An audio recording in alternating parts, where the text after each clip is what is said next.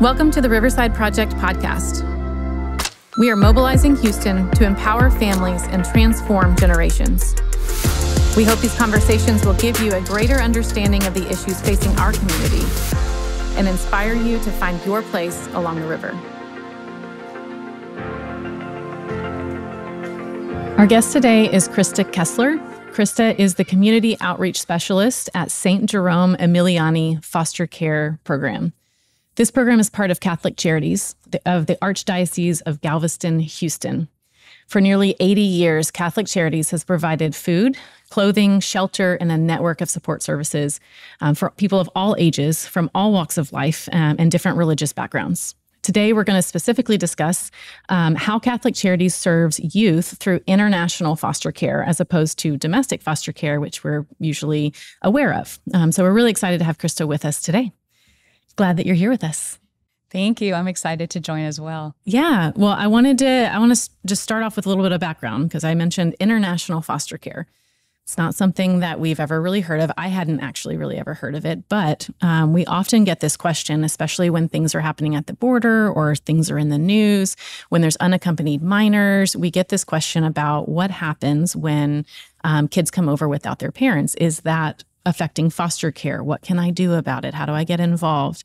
And the only thing that I've ever been able to tell them is it's different, right? The foster care that we know about, domestic foster care happens through the state system, through the state child welfare system. However, there is also an international foster care system that's run by the federal government. And so that's what Catholic Charities does. And so that's basically all I know about it. But you've been able to share a little bit about that with me and just explaining the differences and how people can get involved with this different program. So we're glad that you're here to shed some light on all of that. Let's just start off by you telling us a little bit, just an overview of what you do at St. Jerome and just what the program's about. Absolutely. So I'm the community outreach specialist. So in that role, it's basically my job to attend meetings, go to events, and advertise our program as much as possible, try to spread the word, find potential foster parents. And then I'm also responsible for the early stages of bringing them on as part of the licensing process. Okay. So what makes it different? I think Catholic Charities or St. Jerome is this specific program is, I think, the only one in Houston that does this type of thing, correct? Yes. Okay. So that's a lot on one organization, on one person to go out and find these foster parents. Share a little bit about just the youth that come into the program and the clients that you serve. You talked a little bit about the foster parent side, but who are they fostering? What does that look like? Sure. So all of our youth are considered unaccompanied refugee minors. Okay. We have every different subset of that type of refugee. Okay. So we have the humanitarian parolees that were set up by Biden that are fleeing a country due to violence. Mm-hmm. And so they have permission to come here and are waiting for their parents to join them. We also have the special immigrant juvenile status youth that are called SIJs that have been identified as being abused by their parents in their home country. And then we have M4s that are established overseas. And then we also have asylees that come over the border as well. Okay. What ages, language, I assume that there's a wide array of different languages. So since they come from all over the world, we have every language you could imagine. Mm-hmm. Obviously, we have many Spanish speakers, but we do have many that are speaking languages that are less common, like Tigrinya. We have Creole Haitian, Rohingya, just anything you can imagine. Yeah. And so that's why it's really important that we work with translators to help them with that language barrier. And they are teenagers for the most part. We do have them coming as an average age of 15. They're usually 14, 15, or 16. So usually teens. And also usually boys. We have been seeing more girls recently, but it's still kind of a breakdown of 70% boys and then 30% girls. Okay. Speaking of girls, is there a kind of a trafficking element? Does it intersect with trafficking sometimes? How does that interplay with all of this? Yes. So about 50% of our youth are trafficked. And I think when people hear trafficked, they just instinctively go to sex trafficking. Right. Yeah. But labor trafficking is actually a lot more common. So a lot of our boys have been trafficked here as well. And, either gender could be sex or labor trafficking, but that is a big, dynamic that's involved in the youth getting here. Yeah. Putting some context around it, how many youth are typically in this program at one time? Is it thousands? Is it hundreds? Is it 5? What's the context there? Since I've been with the program the past 3 years, it's always been around 30. That's in the foster homes. And then we also have our supervised independent living program that typically has about 10. We have a bit less right now. We've had several age out at the beginning of the year. And I know pre-COVID, we had larger numbers. It's just everything has shrunk due to COVID. So we do expect for it to grow and in coming years, get back to a larger amount of numbers. Yeah, that's the program itself. The fact that it exists is difficult. The fact that the number is fairly manageable. 30 to 50, 30, 40 youth, it seems like a much more manageable situation for our city to tackle, right? So what does it look like to foster in that space? Can you describe the foster parent program a little bit more? Sure. So as far as coming on as a foster parent, it's very similar to domestic. We have all the same pride training, home study, these sort of things. There's just some additional cultural elements where we're trying to do more trainings, and especially with trauma, just they're coming in with a different type of trauma from fleeing their country due to violence. So we just want to make sure that everyone's equipped to handle that. Right. We do also just have like a full supportive program. So we have many different people on staff that are working to make sure that they're having all their needs met. So we have a counselor that's working with them and does sessions for them, and can also refer them if they have additional mental health needs or have a need for psychotropic medications. Everyone has a case manager. They're there to advocate for the youth. We also have a foster home developer that's there for the foster parents specifically. And then we have an office manager that does all of our reporting and also helps set up their Medicaid, because they do all have medical coverage with us that is separate from the type of coverage that they do have if they're on the domestic side. So it is a little different. They have, dental and vision in addition to their medical. We also have an education coordinator who's, plays a very vital role in enrolling them in the school, getting them into ESL, and also overseeing our volunteer tutors program. So he is there to kind of make sure that everything is streamlined and that they're getting all the extra support that they need, because a lot of them haven't been in traditional school in their home country. So it's and the language barrier, right? You add in being behind in a different system and then also not speaking the language. I could imagine tutors are used heavily. The tutors are, very important. And several of our tutors have been with us for, many years, even a decade. And so they're a good support system to have. And they can help the youth with other subjects they're struggling in school as well. But, primarily, initially, they're there for helping them with trying to tackle English. Describe for me we talked about the program itself, but what is the kind of trajectory? Can you walk us through just from the time a youth enters our country unaccompanied without their parents for whatever reason? What happened? How do they get to the program? And then what's the typical path that they take? Yes. So this is where it's kind of the most different from domestic. We are partnered with the Office of Refugee Resettlement. So we have no affiliation with DFPS. Right. And so they basically have... And that's all federal related. They have a referral system that's, across the entire country. And so there's just, handfuls of us around the country that are seeing these youth that pop up. And so there's a description for them. And we're not able to accept a youth to come to our program unless we already have a licensed family that's a good match for them. Interesting. So that's why my role is so important, because I have to license families up front with the anticipation of what countries we're receiving the youth from, because we do try to do a cultural match as much as we can. And so once we have established a youth that seems like a good fit for a family, then we can do a pre-placement call with them, make sure everything goes well, and just staff it. And if it is a good fit and we decide that the family wants to take them, then we basically just set everything up to accept them, and then we go and pick them up from the airport and bring them to the home. So it can be a pretty fast turnaround of like a few weeks once it's established. So a family could be waiting for a very long time once they're licensed, just to have a youth come that's kind of what they're looking for in terms of just, age and gender and background. But once we have established that youth, it's very fast that they will get them. Sounds really quick. So what happens after that? How long are the placements typically? In foster care, domestic foster care, you're looking at reunification and you're like working through the court system, and that's a totally different journey. What's the normal, if normal is ever really a normal, what is expected most of the time in that process? So it does vary. It's kind of hard to answer that question. I always tell people up front to anticipate them being with them for a few years. The idea is until they graduate high school. But we have to keep in mind that they could graduate high school at 19 or 20. It may not necessarily be at 18 because they're already behind. And then on top of that, we have our immigration lawyers at Cabrini working on their case. So one of the things that they are doing is trying to get us conservatorship of them. And so they're going to court and arguing the case. And so once we have conservatorship of them, then we have kind of full rights and control to be able to advocate for them. And they're able to travel with the families. And we're able to help them with getting, a worker's permit so they can get a job. A lot of them do work at, McDonald's or Walmart or somewhere while they're in school, just trying to get started, have their own money. And then we're basically working with them monthly. They do independent living skills classes.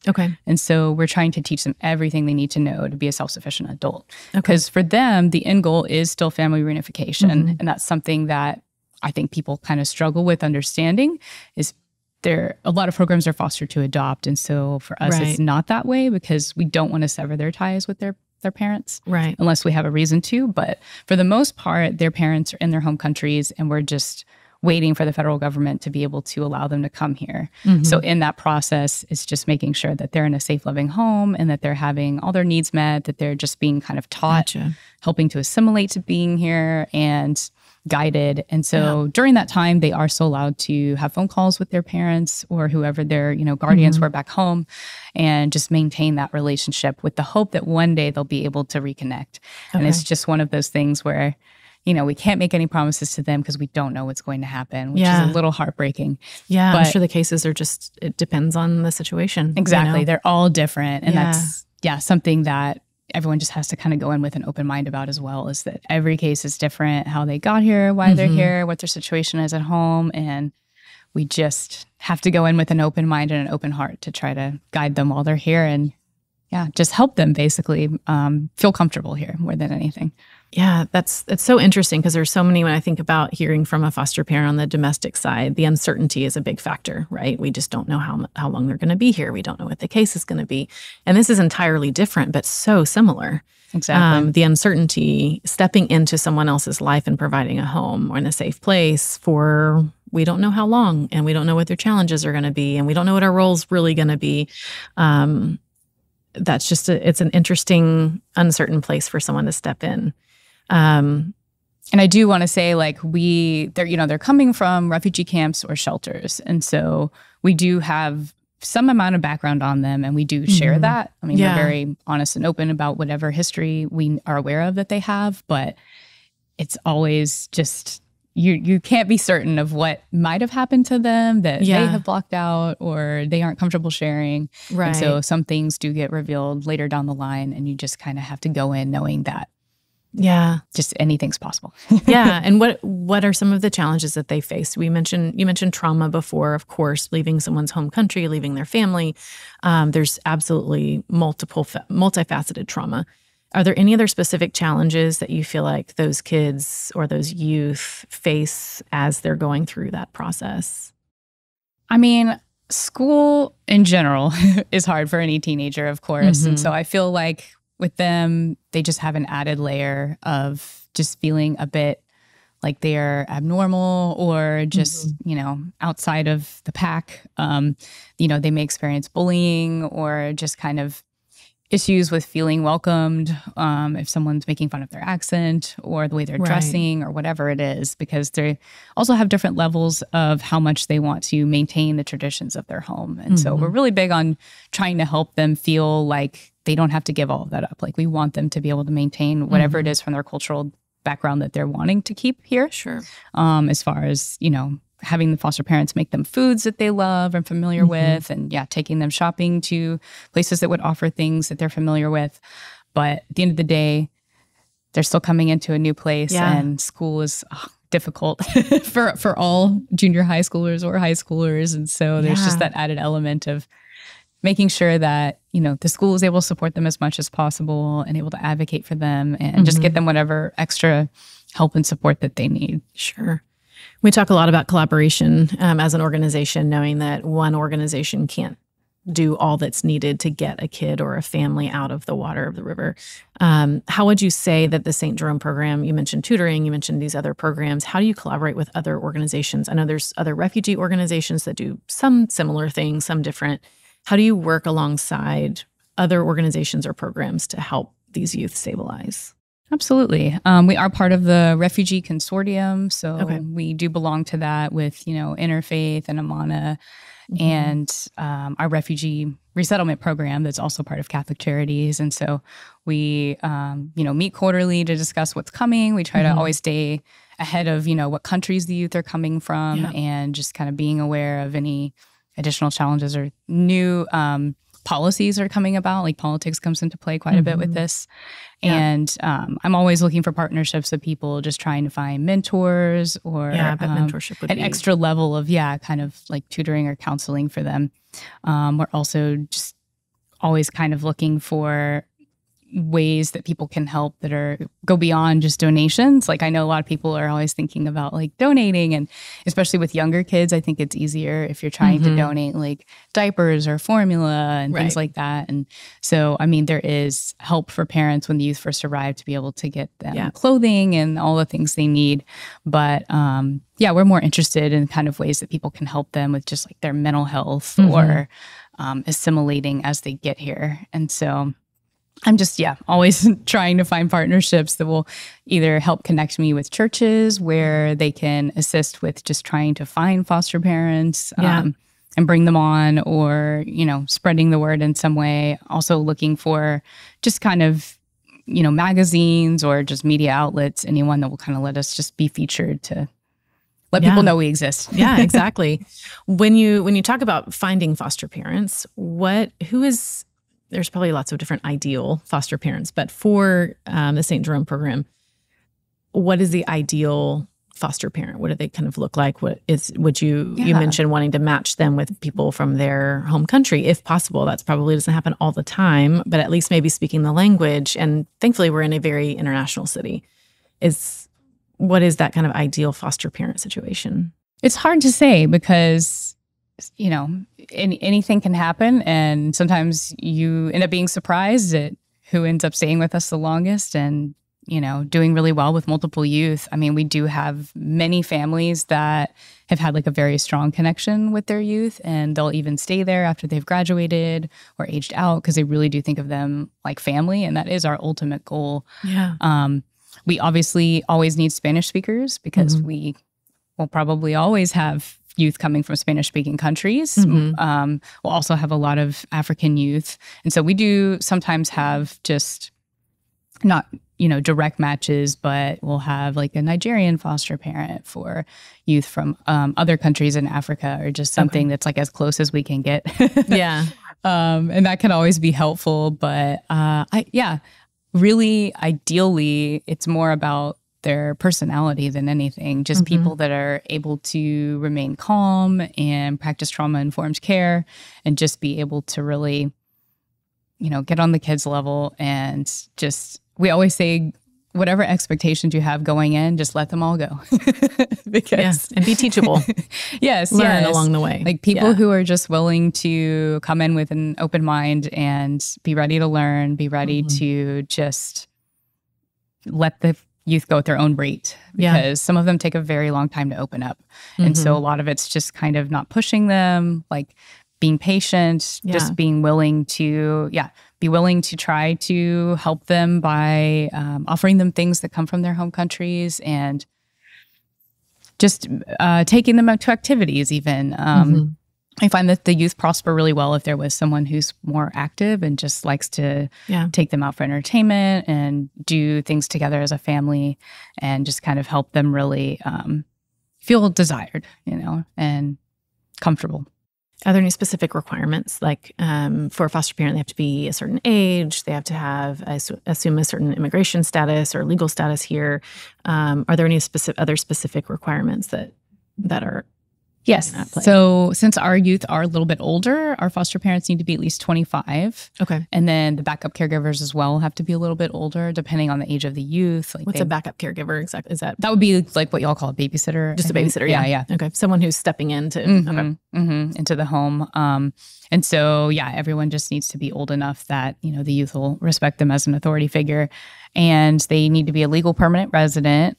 We do accept couples and single foster parents. Okay. But they can't be separated but not legally divorced. Okay. Like they need to be either married or divorced. And so it's a lot of it's just, we don't want people like cohabitating with someone that they're not actually married to. Because it's just, stability basically is the end goal. Yeah. And so that's a really important rule. And then beyond that, they can only accept 5 youth. So if they have 2 biological youth already, then it would only be 3 additional youth from us. Okay. And so our youth can't share a room with their youth. So they need to be separate. And then all the homes are licensed for either boys or girls. So we don't mix the genders unless obviously they already have mixed genders in their home. So we just try to keep the kids separate. Our youth can share with like a bunk bed or, 2 twin size beds in a room together. But we're always just trying to make sure that even with our youth that we're like mixing youth who are going to get along well and make sure that no one is clashing. Sure. That's a lot of different personalities when you have a lot of youth in one space. It is. And since it's not, kinship or anything, there is a lot of mixing of youth from different countries and different backgrounds, different ages. And so as much as we can, we're just trying to make sure that their personalities will mesh well and that they're not triggering each other, especially if they have similar traumas in their backgrounds. Something that can come up is just them kind of feeding off of each other or just fighting, whatever the case may be. So we try to make sure that they're going to be in a space that's a comfortable space for them. Yeah, going back a little bit to the collaboration discussion we were talking about before,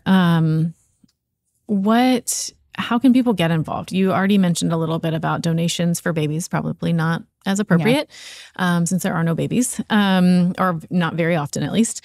What can people do to step in? So if someone's thinking, maybe I could step in to be a foster parent here. Well, 2-part question. I'm going to change it. First part, how can someone step in to be a foster parent? And then if that's kind of not the thing that they're really willing to jump into, what is something that they could do? Mentorship, you mentioned. What else could they do? So we do also have a need for respite caregivers that specifically just do respite. We try to license our foster parents to have 1 respite bed available so that there's just always an extra space for foster parents that need a break or going on vacation, whatever it is. Sure. But for people that are kind of on the fence about it and maybe like, I'm not sure that I want to do this full time, or if they just travel a lot, something like that, like respite's a really good option. And then obviously the volunteer tutors, we always have a need for that. We currently have our new youth that have just come on a wait list because we don't have enough tutors. And so that's something that we really need right now. Beyond that, we are looking for people to teach our independent living skills classes. Okay. And so we do those on Saturday mornings once a month at the office in Midtown. And we just have found that it would be great to have professionals from the community come in and teach certain topics. So it's not just us, because they hear from us all the time. So we really want them to kind of hear different voices. And we're teaching them about, finances, employment, hygiene, just anything you can imagine. And so there's just a lot of people out there that would be really good at sort of establishing this. And we have expanded our curriculum. It was initially just a year long, but now it's more like 3 years because we just want to go more in depth with them, especially on things like currency, because they really don't know. Yeah. And just trying to teach them what a quarter is just, it's a whole new ball game. And I assume all of the tutoring and stuff, there's translators that are available. And so you're able to if you can step in with the skills, you can provide all of that. The language barrier gets overcome by that. Yes. And we do work with Masterword for translation. So they have been very vital for us. They're available 24/7. And so they can come in person, they can do Zoom. Okay. They're just always there if someone just needs to call them real quick and help. Well, we can get, hopefully, just in the notes of the podcast, we can share different things about what types of things are the biggest challenges. It sounds like tutors and mentors and things like that are definitely a need. And so hopefully if there are people out there that can step into those spaces, it'll really be a big support to you guys as you're trying to get that support for them. As we close out, I'd love to just hear, we do this on some of the podcast episodes, just what's that story of hope and healing? When did it work really, just specifically really well? When a kid enters in, what's kind of that success story that you've seen? Sure. So we just had our graduation, and we only had 2 youth graduating this year from high school, which is lower than normal. But with these 2 youth, it was just a very powerful graduation because they've both been with us for many years. Mm-hmm. And one of them graduated in the top 10%. And that was something we found out at the very end. And so we were all just crying and super excited for her. She got into 8 colleges. And so her foster parents invited like their entire family to come see her. They were so excited because she's an example of, you know, a very strong family unit. And they have past foster youth that have, you know, graduated from our program that were there to support as well. So it was just a whole slew of people there rooting for her. And she wants to be a nurse. So we're just thrilled that she's starting on that path. And then we have another youth that had come to us just not knowing a word of English many years ago. And so to have him graduate and just be prospering has also been very moving. Yeah. And so we have a quote from him where he says about the program, "I'm so grateful. There's a big difference between the day I came to the USA and now where I am. Finishing high school and starting college was a big dream for me. I would not have been able to do this without the support of Catholic Charities." That's really cool. And so just, hearing from our youth, getting feedback that they, you know, just have taken in what we've given and been able to prosper is always just phenomenal. And his foster parents also are just overjoyed. He's been with them for many years. And there's been, you know, movement of other foster siblings in and out around him, but he has stayed and just succeeded. Yeah. So we always want to see stories like that.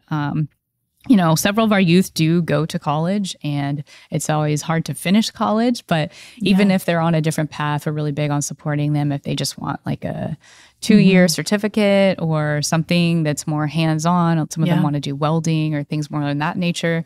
So we just want to help them with whatever it is on that path. We're not trying to push anyone to do a 4-year degree if that's not what's in the cards for them. But whatever it is, we try to establish that up front and then guide them on that path. And we're just here to be a full support system for the foster parents as well. We try to be there. We have 24/7 on call, and we're just here at all times. Yeah.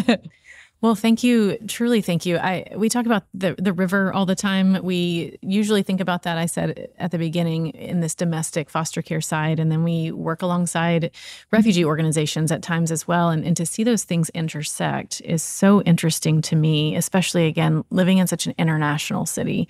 There's so many opportunities for people in our city to step in and find a place along that river. And we just offered them a new one. So I'm really grateful for the work that you do. It is very, very important in our city. And so we will continue to partner. We'll continue to help you find the things that you need to overcome those challenges. So thanks again for sharing with us today. Thank you for having me. Of course. To those listening, we hope these conversations have inspired you to find your place along the river. And we welcome you to join us in bringing hope and renewal to the city of Houston. If you'd like more information on how to get involved, please visit riversideproject.org and submit a contact form. We'll see you next time.